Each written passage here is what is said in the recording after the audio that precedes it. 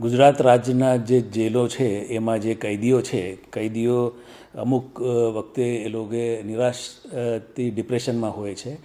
અને એ લોકોને એ ડિપ્રેશનમાંથી બહાર લાવવા માટે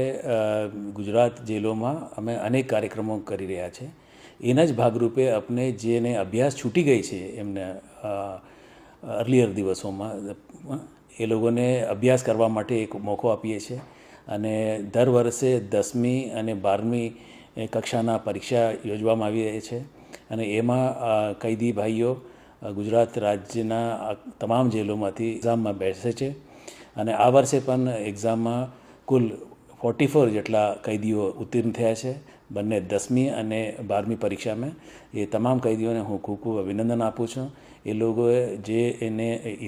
ભૂતકાળ છે એનાથી આગળ વધીને એને ડિપ્રેશનને સામે કરીને અને એક અભ્યાસક્રમનું એ ચાલુ રાખ્યું છે એ બદલ ખૂબ ખૂબ એ લોકોને અભિનંદન આપું છું. અને જે રીતે ગુજરાત જેલોમાં દર વર્ષે અમે જે ઉત્તીર્ણ થયેલા કૈદી ભાઈઓને એમને સર્ટિફિકેટ આપીએ છીએ, સન્માન કરીએ છીએ અને એમના બાળકોને પણ જે સરકારના નિયમો મુજબ જે સરકારી કર્મચારીના બાળકોને આપણે તેજસ્વી બાળકોને આપણે ઇનામ આપીએ છીએ એ જ રીતે કૈદીઓના બાળકોને પણ અમે પ્રોત્સાહિત રૂપ